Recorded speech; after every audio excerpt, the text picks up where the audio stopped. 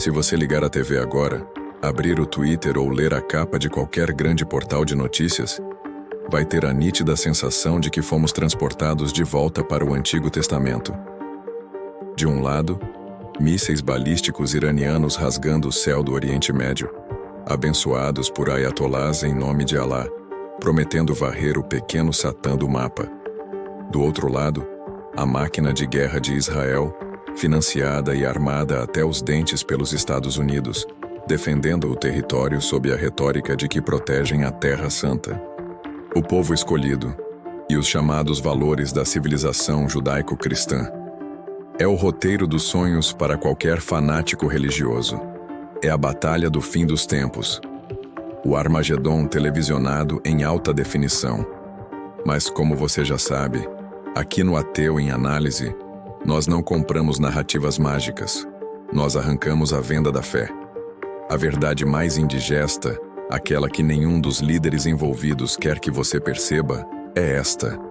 Deus é, e sempre foi, apenas a agência de marketing bélico mais eficiente, já inventada pela humanidade.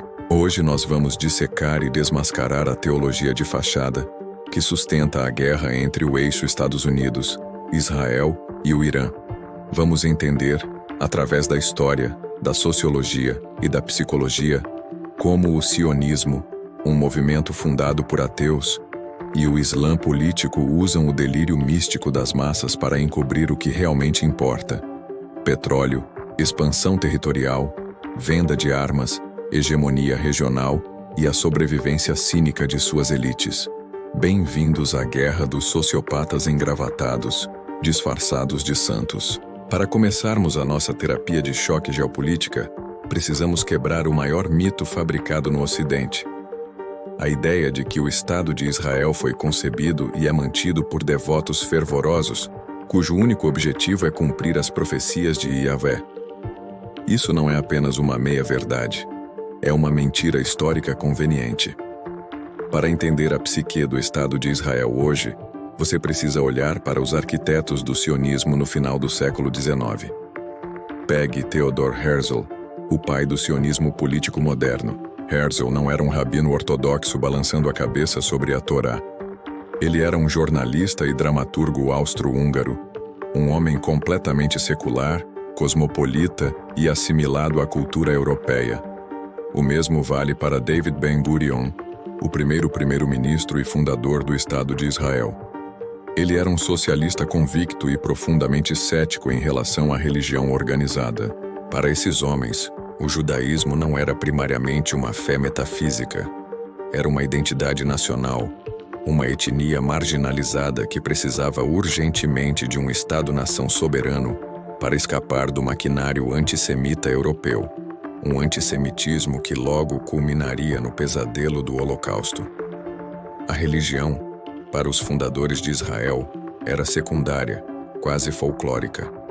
Mas havia um problema prático colossal de relações públicas e de mobilização de massas. Como você convence dezenas de milhares de judeus espalhados pelo mundo a abandonarem suas vidas para colonizar uma região desértica, pantanosa e já habitada por uma população árabe?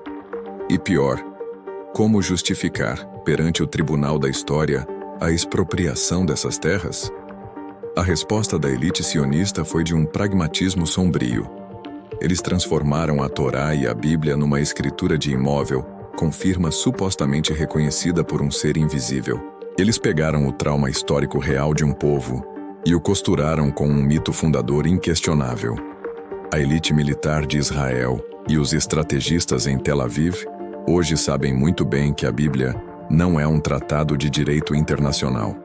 Mas eles terceirizam o fervor fanático. Eles instrumentalizam os colonos ultra-ortodoxos na Cisjordânia, usando o delírio messiânico dessa base para expandir fisicamente as fronteiras do Estado. Quando a geopolítica precisa de mais terras e recursos, a teologia fornece a justificativa moral, anestesiando a culpa pela expulsão e morte de civis palestinos. O sionismo moderno sequestrou Deus para justificar o Estado etnocêntrico. E se você acha que o uso cínico de Deus para fins políticos para por aí, olhemos para o principal fiador de Israel, os Estados Unidos. Por que a maior superpotência militar da Terra envia bilhões de dólares em armamento incondicionalmente a cada ano? A resposta preguiçosa é o lobby judaico. A resposta psicanalítica e sociológica é muito mais assustadora. O lobby sionista cristão e o complexo industrial militar.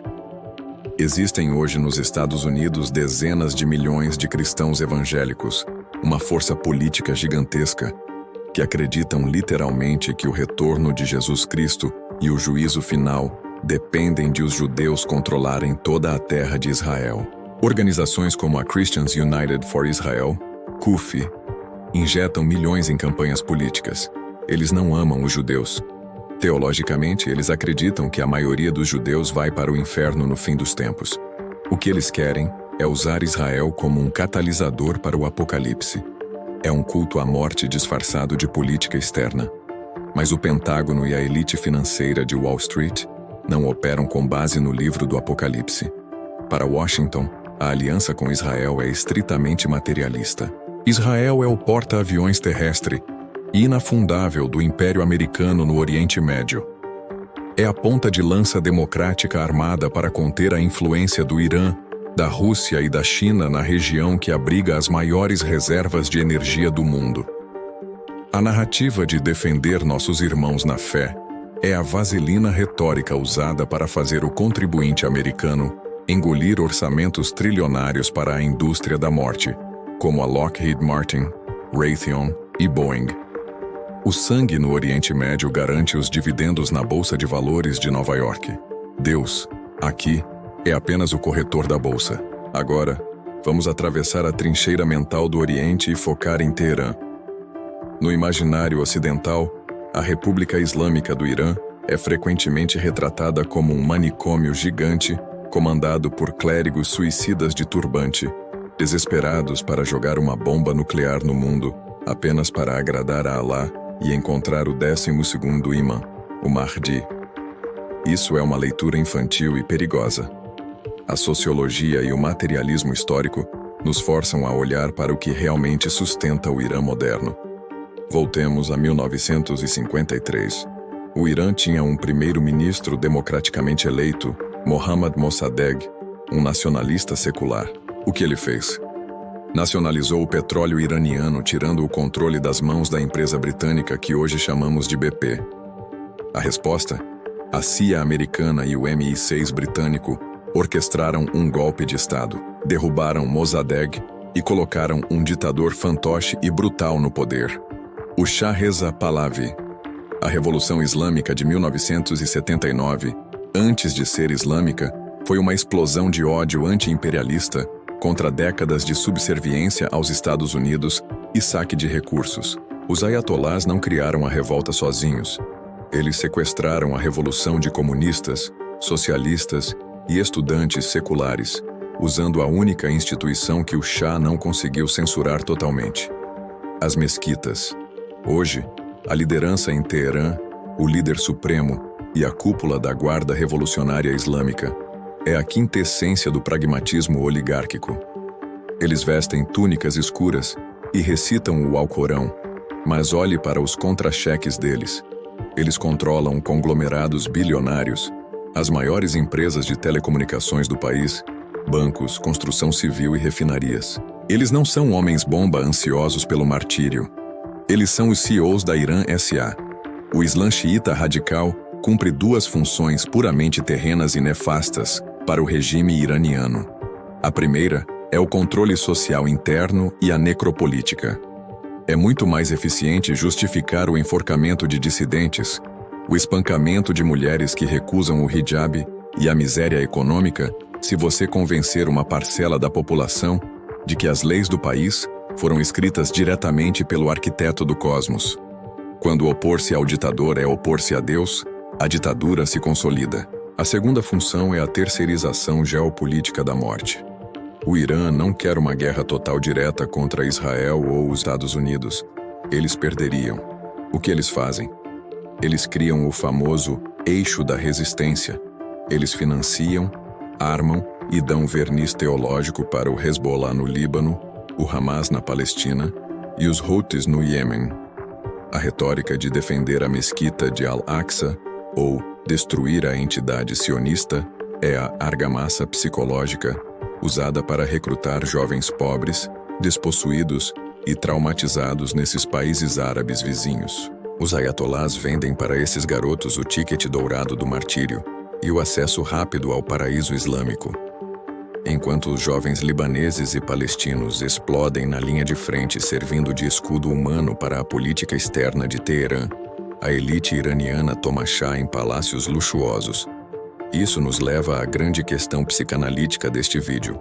Por que a base da pirâmide aceita isso?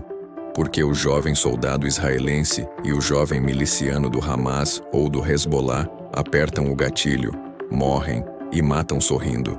É aqui que a religião encontra a biologia evolutiva. O Homo sapiens é uma espécie desenhada pelo processo evolutivo para ser tribal.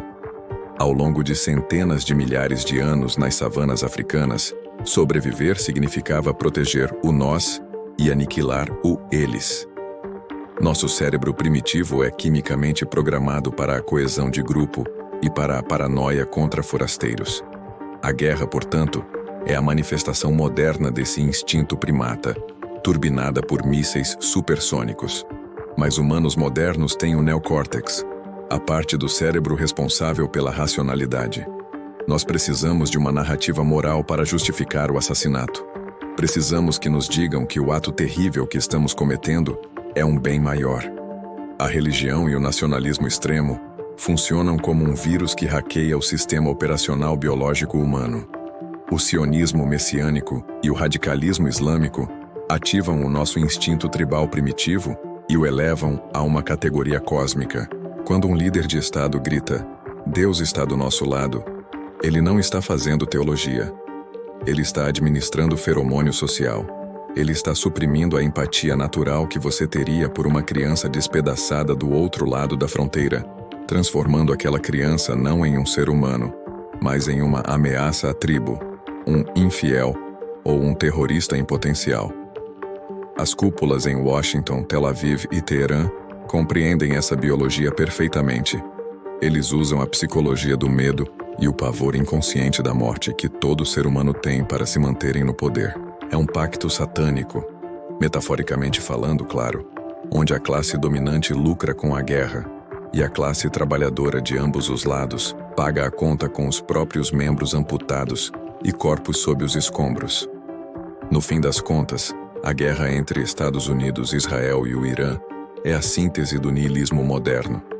Nós atingimos o ápice tecnológico da nossa espécie. Temos inteligência artificial, drones invisíveis aos radares, satélites capazes de ler a placa de um carro do espaço e mísseis hipersônicos. E para que usamos essas maravilhas da engenharia? Para destruir cidades uns dos outros, justificando nossas ações com base na interpretação de textos da Idade do Ferro e da Idade Média, escritos por beduínos que não sabiam para onde o sol ia quando anoitecia. Os deuses, meus amigos, nunca pisaram no Oriente Médio. O sionismo sem Deus usa Yahweh como um mero despachante imobiliário e fiador moral do militarismo.